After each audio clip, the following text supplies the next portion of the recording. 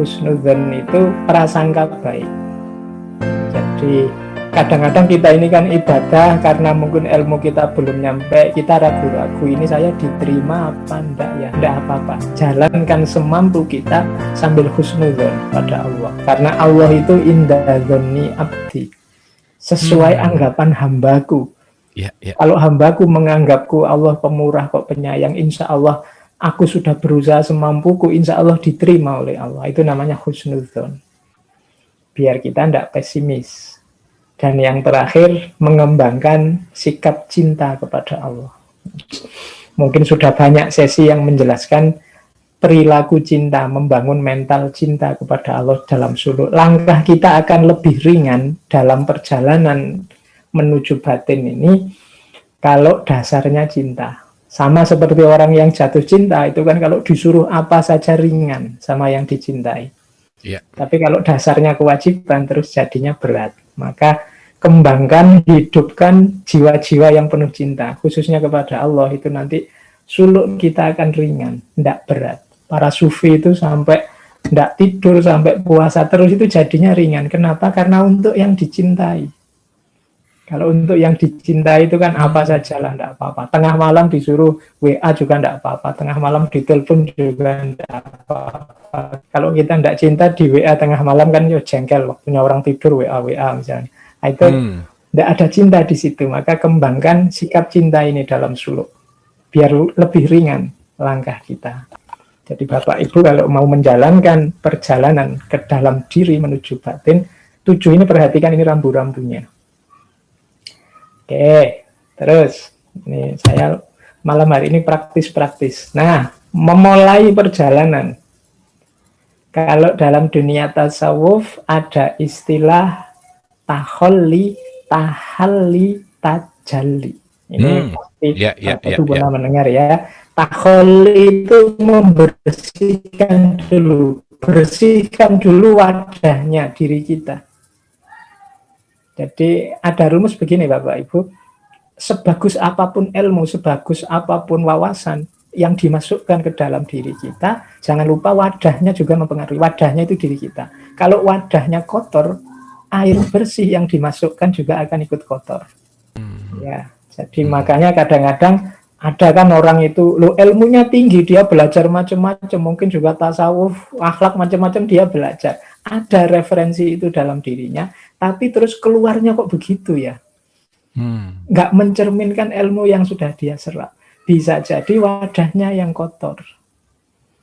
Makanya ada orang yang mungkin beliau ini panutan sebenarnya, ilmunya tinggi, tapi setiap kali ngomong, setiap kali berekspresi kok rasanya ada masalah baru ya, mungkin wadahnya yang kotor. Jadi yang baik-baik masuk ikut jadi kotor, sehingga ketika keluar rasanya kok tidak sreg ya kita, ada yang keliru. Itu wadah. Maka perlu kalau dalam sufi itu orang itu tahalli dulu. Bersihkan dulu deh wadahnya. Makanya ada istilah itu kan, apa ya, kadang ada istilah politisasi agama, ada istilah agama itu kan mulia, tapi begitu dimasukkan dalam diri orang yang penuh trik, penuh tipu daya, bisa jadi dia jadi media untuk tipu daya. Gambarannya karena wadahnya tidak bersih. Jadi meskipun air yang dimasukkan bersih, karena wadahnya tidak bersih, ya nanti bisa jadi dia ikut-ikutan tidak bersih, atau digunakan untuk sesuatu yang tidak membersihkan diri. Nah, ini juga laku penyucian batinnya, pembersihan dirinya. Ini saya kasih contoh antara lain, ini masih dari Syekh Yusuf Al-Makassari. Bersihkan diri dari kemelekatan duniawi dan dorongan hawa nafsu. Nah, Syekh Yusuf Al-Makassari menekankan 3. Biasanya yang merusak sangat kuat dalam diri kita itu 3 hal. Hasad, riya, dan hibah. Yang hari ini susah kita tinggalkan ini. Hasad, riya, dan hibah. Hasad itu kita tidak suka ada orang yang tidak kita sukai mendapat nikmat. Itu hasad. Jadi saya tidak suka orang itu, tapi orang ini kok sukses terus ya. tak doakan semoga dia jatuh, tak doakan semoga dia gagal. Ini hasad, mesti orang hasad. Dan ini bahaya sekali. Makanya kalau Bapak Ibu hafal surat Muawwidzatain Qul a'udzu birabbil falaq itu kan ada doa khusus, wa min syarri hasidin idza hasad. Ya Allah, aku benar berlindung ini terhadap orang hasad saat dia hasud, karena begitu dia hasud itu efek merusaknya luar biasa.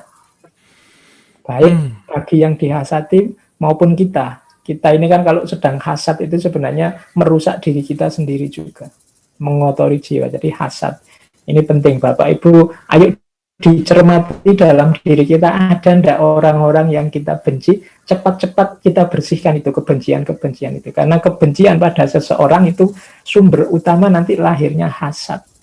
Jadi ingin dia rusak, ingin dia celaka, ingin dia jatuh dan seterusnya. Itu kotoran batin. Jadi kadang-kadang kita kayak tadi hasad itu jadi wadahnya, terus kita cari ilmu untuk menjatuhkan dia, cari ilmu untuk mengalahkan dia. Jadi ilmunya mulia, tapi karena kita hasad, kita pakai ilmu ini untuk menjatuhkan orang lain. Nah, itu hasad. Maka bersihkan dari hasad. Yang kedua, riya.